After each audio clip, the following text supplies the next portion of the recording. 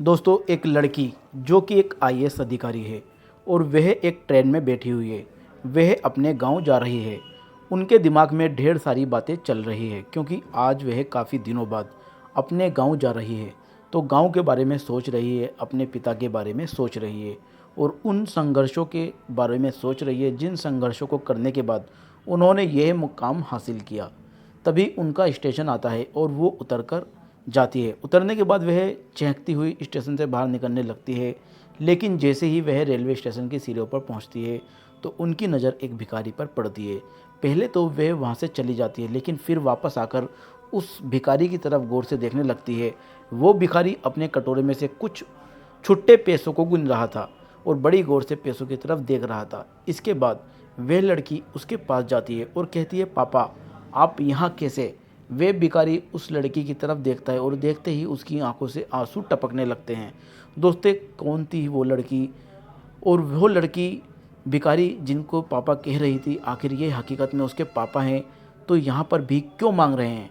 आइए जानते हैं इस पूरी कहानी की सच्चाई इस वीडियो में। लेकिन वीडियो में आगे बढ़ने से पहले आप सभी से निवेदन है कि आप इस वीडियो को एक लाइक ज़रूर कर दीजिए और हमारे यूट्यूब चैनल को सब्सक्राइब ज़रूर कर लीजिए। दोस्तों, एक छोटे से गांव में संपन्न परिवार रहा करता है। परिवार के अंदर माता पिता है, एक लड़की है, लड़की जो कि 10वीं क्लास में पढ़ रही है।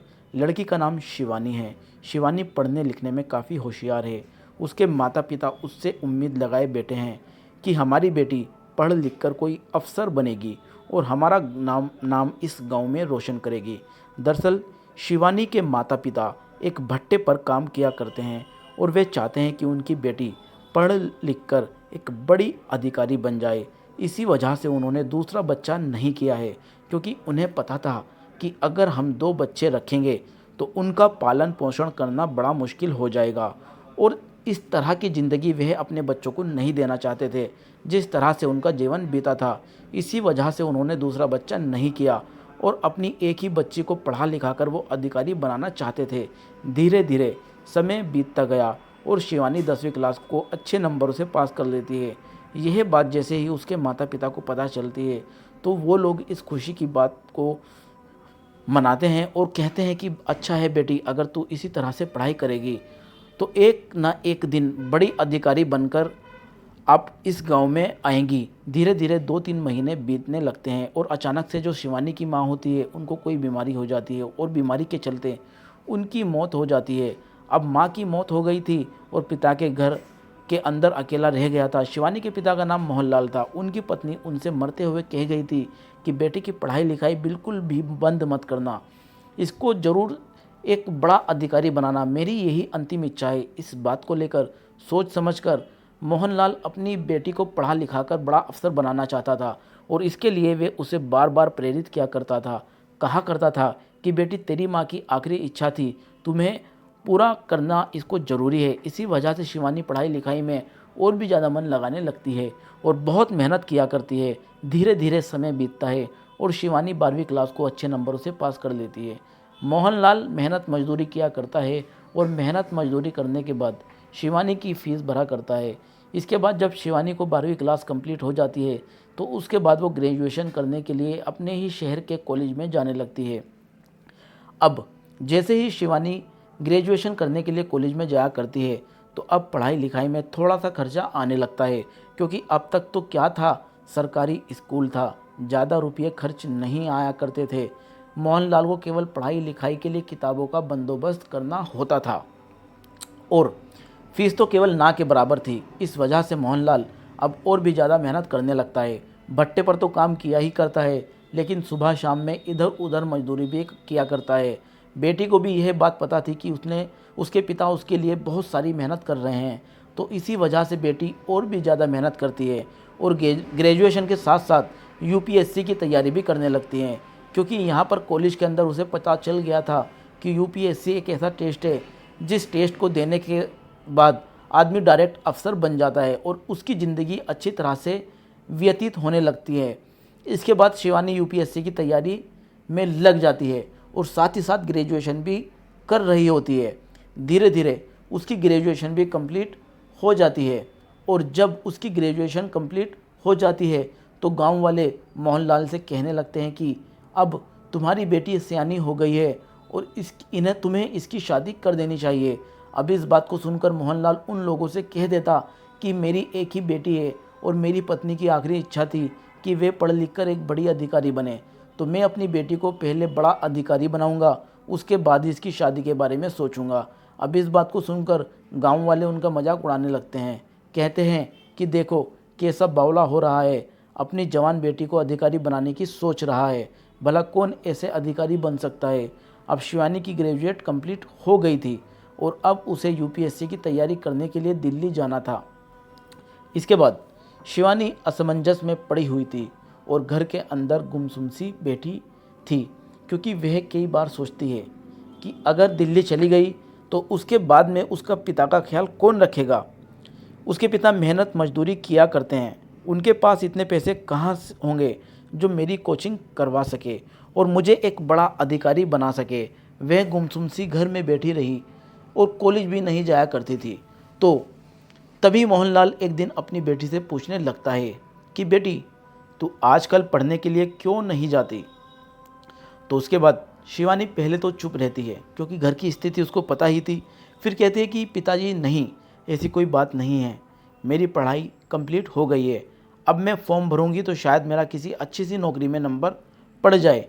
अब इस बात को सुनने के बाद मोहनलाल को थोड़ा सा आश्चर्य होता है, क्योंकि बचपन से ही उसने अपनी बेटी से कहा था कि बेटी तुझे एक बड़ा अधिकारी बनना है, लेकिन आज उसी की बेटी उससे कह रही थी कि हो सकता है मेरा नंबर आ जाए। इस बात को सुनकर मोहनलाल थोड़ा हैरान हो जाता है, तो अपनी बेटी के पास बैठता है और उससे पूछने लगता है कि बेटी आखिर बात क्या है, तुम मुझे बता सकती हो। इसके बाद शिवानी की आंखों में आंसू आ जाते हैं और रोते हुए अपने पिता से कह देती है कि पिताजी आगे की पढ़ाई करने के लिए मुझे दिल्ली जाना होगा और वहाँ पर रहने में ढेर सारा खर्च आएगा, आपके पास इतने ज़्यादा पैसे नहीं हैं, क्योंकि मुझे पता है आप जितना भी कमाया करते हैं उन पैसों को मेरी पढ़ाई लिखाई में लगा देते हैं। अब इस बात को सुनकर पिता की आंखों में आंसू आ जाते हैं और वे अपनी बेटी के सर पर हाथ फेरते हुए कहता है कि बेटी तू तो सियानी हो गई है, लेकिन शायद तुझे ये नहीं पता कि तेरे पिता तुझे अफसर बनाने के पीछे बावला है। चाहे जो भी हो जाए तुझे अपनी पढ़ाई लिखाई करनी होगी और एक बड़ा अधिकारी बनना होगा। तुझे जितने भी पैसे चाहिए तो एक बार बता दे कि तेरी पढ़ाई कितने पैसों में हो जाएगी, उसके बाद पैसों का इंतज़ाम मैं तुझे एक साथ करके दूंगा, तुझको परेशान होने की कोई ज़रूरत नहीं है। इसके बाद बेटी कहती है कि पिताजी बहुत सारे पैसे चाहिए होंगे, आप इतने पैसे कहाँ से लाएंगे। तो वे कहता है कि बेटा इस बात की चिंता मत कर, जब तक मैं हूँ तुझे पढ़ाई लिखाई करनी है और पढ़ाई लिखाई करके एक बड़ा अफसर बनना है। अपने पिता को दिखाना है कि इसके बाद भी बेटी इस बात से थोड़ी सी प्रोत्साहित होती है और वे भी कहती है कि ठीक है पिताजी, अगर ऐसी ही बात है तो मैं आपको एक दिन बड़ा अफसर बनकर दिखाऊंगी। पिता पूछता है कि बेटी ये बताओ कि तुम्हें कितने पैसे चाहिए। उसके बाद उसकी बेटी कहती है कि पिताजी अभी के लिए तो 15,000 रुपये बहुत रहेंगे। लेकिन तभी पिता कहता है कि नहीं बेटी, अभी के लिए नहीं, जब तक तुम बड़ा अफसर बनकर नहीं लौटोगी तब तक के लिए पैसे बता दो, मैं उतने पैसों का इंतज़ाम करके तुझे दे दूंगा और उन पैसों से तुम अपनी आगे की पढ़ाई कर लेना। इसके बाद शिवानी अपने पिता से कहती है कि पिताजी उसके लिए तो कम से कम 1.5 से 2 लाख रुपये चाहिए होंगे और आप इतने पैसे कहाँ से इंतज़ाम करोगे। पिता कहता है कि तुम चिंता मत करो, मैं अपने आप पैसों का इंतज़ाम कर दूंगा। और उसके बाद मोहनलाल वहीं से एक साहूकार के पास जाता है और उससे अपने घर को बेचने की बात कर लेता है, क्योंकि दोस्तों मोहनलाल के पास और कोई ज़मीन नहीं थी, केवल वो ही घर था जिसके अंदर वो रहा करता था। तो वे सोचता है कि क्यों ना मैं अपनी बेटी के भविष्य के लिए इस घर को बेच दूं और उसके बाद मेरी बेटी जब अफसर बनकर आएगी तो हम दोबारा से घर को खरीद लेंगे। इसी वजह से वह साहूकार के पास अपने घर को बेचने की बात करता है और साथ में यह भी बात कर लेता है कि इस बारे में मेरी बेटी को पता ना चले, जब तक वो यहाँ से जाती है तब तक तुम हमें उस घर में रहने दोगे। और इस बात को सुनकर साहूकार भी मान जाता है और उसे उस घर के बदले में 3 लाख रुपए दे देता है। अब 3 लाख रुपए में मोहनलाल है कि 25,000 वहीं पर वापस दे देता है और कहता है कि जब तक मैं इस घर में रहूँगा तब तक का किराया समझ लेना और बाकी पैसों को मैं लेकर जा रहा हूँ। इसके बाद मोहनलाल अपने घर जाता है और अपनी बेटी को अपने साथ शहर लेकर चला जाता है। वहाँ पर उसके लिए एक बैंक अकाउंट खुलवाता है और उस अकाउंट के अंदर वो सारे पैसे डाल देता है और उसकी पासबुक अपनी बेटी को दे देता है और कहता है कि बेटी, इस अकाउंट के अंदर उससे ज़्यादा पैसे हैं कि जितने में तुम मुझसे मांगे थे, और मेरी अब आखिरी उम्मीद यही है कि तुम एक बड़ा सा अफसर बनकर ही लौटोगी, और उससे पहले इस गांव में आने की कोशिश मत करना। मैं नहीं चाहता कि मेरी बेटी बिना अफसर बने यहाँ पर लौटे, क्योंकि गांव वाले तरह तरह से मुझे ताना दिया करते हैं, बार बार कहा करते हैं कि जवान बेटी को पढ़ा रहा है, और कल को उसने कुछ उल्टा सीधा कर दिया तो फिर किसको मुंह दिखाएगी। और मैं इन गांव वालों को मुंह तोड़ जवाब देना चाहता हूं, इसी वजह से तुम्हें अफसर बनकर ही लौटना होगा। ऐसा कहकर पिता ने अपनी बेटी को और भी ज़्यादा मोटिवेट कर दिया था। इसके बाद शिवानी वहाँ से दिल्ली चली जाती है और उसके कॉलेज के कुछ स्टूडेंट भी उसके साथ गए थे। सभी के साथ वो दिल्ली चली गई थी और वहाँ पर रहकर अपनी पढ़ाई लिखाई को करने लगती है। और उसके साथ में कुछ कॉलेज की लड़कियाँ भी थी जो उसके साथ में कॉलेज में पढ़ा करती थी, वो भी यूपीएससी की तैयारी करने के लिए चली गई थी। धीरे धीरे दोस्तों समय बीतता है और जब उनका टेस्ट होता है तो अच्छे से शिवानी अपना टेस्ट लिख कर आती है, लेकिन जैसे ही उसका टेस्ट का रिज़ल्ट आता है तो उसी दौरान शिवानी की उम्मीदों पर पानी फिर जाता है, क्योंकि अब तक जो शिवानी ने मेहनत की उसके आधार पर वो प्री एग्ज़ाम को भी क्वालिफाई नहीं कर पाई थी। वहीं पर उसके साथ की जितनी भी सहेलियाँ थी, उसके साथ कॉलेज से आई थी, वो सब भी इस बात को देखकर बड़ी मायूस हो जाती है। अब इसके बाद उसकी सहेलियाँ वहाँ से कोचिंग छोड़कर वापस आ जाती है और अपने घर वालों के साथ रहने लगती है।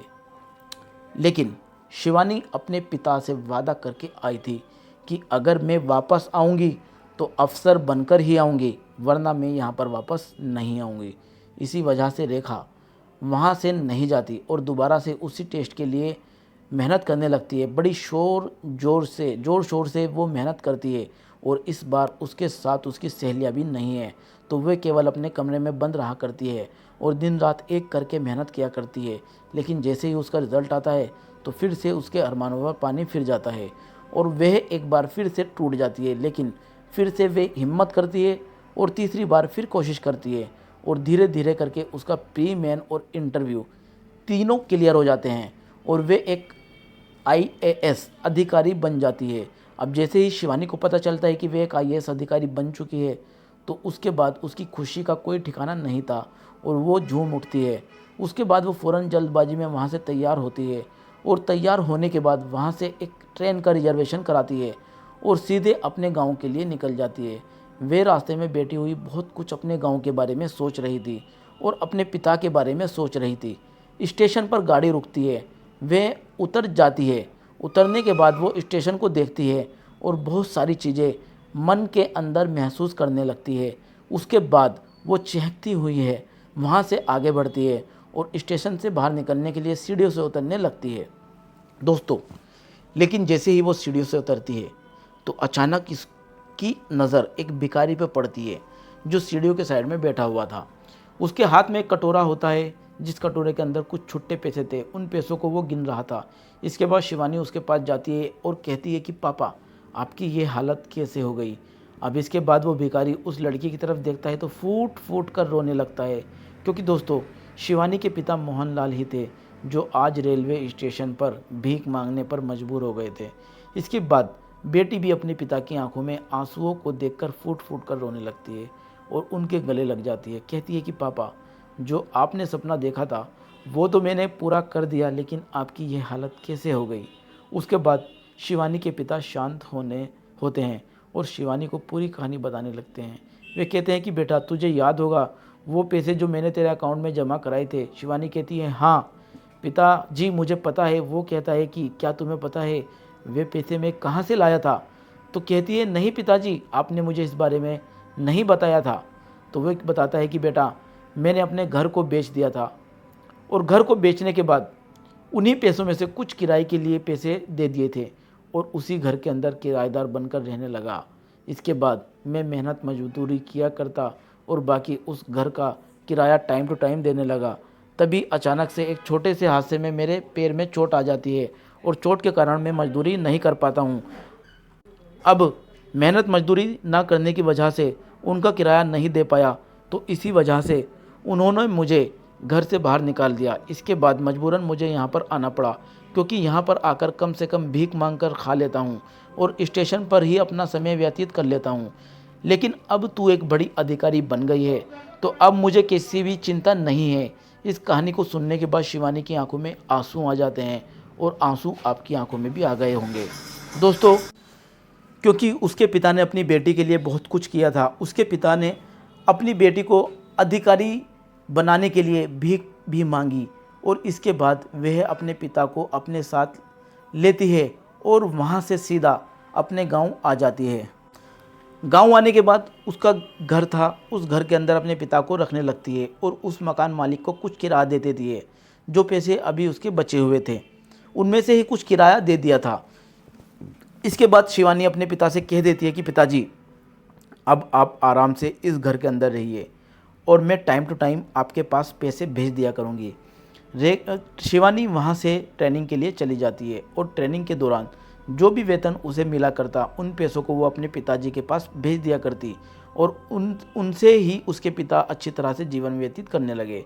वे गांव के एक व्यक्ति को वहाँ पर नौकरी पर रख लेती है और कहती है कि मेरे पिताजी की तुम्हें सेवा करनी है और जितने भी पैसे हैं मैं भेजा करूँगी, उन पैसे को मेरे पिताजी तक पहुँचाना है। गाँव का व्यक्ति ईमानदार था तो वे शिवानी के पिता की मदद करने लगता है और लगभग 2 साल ट्रेनिंग करने के बाद शिवानी की पोस्टिंग एक डिस्ट्रिक्ट में हो जाती है। दोस्तों, अब होती है असली कहानी शुरू। अब शिवानी की पोस्टिंग जैसे ही होती है तो उसके बाद शिवानी अपने पिता को लेने के लिए एक दिन गांव आती है। वहां जाने के बाद वो अपने पिता को वहां से अपने साथ लेती है और सीधा उन्हें अपने सरकारी आवास में ले आती है, क्योंकि अब शिवानी के पास एक सरकारी आवास था तो वहीं पर अपने पिता को रखने लगती है। और जो व्यक्ति वहाँ पर उनकी सेवा किया करता था उसको यहाँ पर भी नौकरी पर रख लिया था और अच्छी तरह से अपने पिता की देखभाल किया करती है। दोस्तों, वहाँ पर रहकर अपना कार्यभार संभालती है और लगभग उसे कार्यभार संभालते हुए 1 साल ही बीता था और 1 साल बाद से शिवानी के गांव से कुछ लोग आते हैं और उसे गांव के फंक्शन के लिए आमंत्रित करते हैं। वे कहते हैं कि बेटी, ये एक सामाजिक कार्यक्रम है और तुम्हें ज़रूर आना होगा। दोस्तों, वहाँ पर गांव के सभी लोग होंगे और सभी लोगों को एक बहुत बड़ी प्रेरणा मिलेगी अगर तुम गांव में आओगी और उन सबके सामने अपनी कहानी बताओगी। इसके बाद शिवानी पहले तो इस बारे में मना करती है, लेकिन उसके बाद गांव वाले जब जिद करते हैं तो वे मान जाती है। अब जैसे ही शिवानी का फंक्शन का दिन आता है तो शिवानी अपने पिता के साथ सरकारी गाड़ी में बैठकर सीधा अपने गांव चली जाती है और वहां पर फंक्शन में शामिल हो जाती है। वहां पर जाने के बाद वो स्टेज पर जाती है और अपने पिता के किए गए त्याग को सभी गांव वालों के सामने बताती है। दोस्तों, अब जब गांव वाले उसके संघर्ष की कहानी सुनते हैं तो उन लोगों की आंखें भी नम हो जाती है और सभी की निगाहों में मोहनलाल की इज्जत और भी ज़्यादा बढ़ जाती है। इसके बाद शिवानी अपनी नौकरी को इसी तरह से करने लगती है और लगभग 2 साल करने के बाद शिवानी एक अपनी बराबर के रैंक के अधिकारी से शादी कर लेती है। शादी करने से पहले उसने अब उस अधिकारी के सामने शर्त रख दी थी कि मेरे पिता हमारे साथ ही रहेंगे। तो पहले तो वो मना करता है, लेकिन जब उसे उसकी पूरी कहानी सुनाई जाती है तो उसके बाद वह भी राज़ी हो जाता है और कहता है कि ठीक है, तुम्हारे पिता भी हमारे साथ ही रहेंगे, उसमें कोई दिक्कत नहीं है। अब शिवानी अपने पिता को अपने साथ रखा करती थी और अपने पति के साथ साथ अपने शादीशुदा जीवन को आगे बढ़ाती है। तो दोस्तों, ये थी कहानी एक लड़की की जो बेहद ही गरीब परिवार से थी, लेकिन अपने पिता के सपनों को पूरा करने के लिए उसने दिन रात मेहनत की और मेहनत करने के बाद अपने मुकाम को हासिल कर लिया। आप क्या कहना चाहेंगे शिवानी के बारे में? आप क्या कहना चाहते हो शिवानी के पिता के बारे में? आपकी जो भी राय हैं कमेंट बॉक्स में अपनी राय को लिखकर अवश्य बताइएगा। अगर कहानी आपको ज़रा भी पसंद आई तो हमारे YouTube चैनल को सब्सक्राइब कर लीजिए। मिलते हैं फिर एक नई और इंटरेस्टिंग कहानी के साथ। तब तक के लिए धन्यवाद। जय हिंद, जय भारत।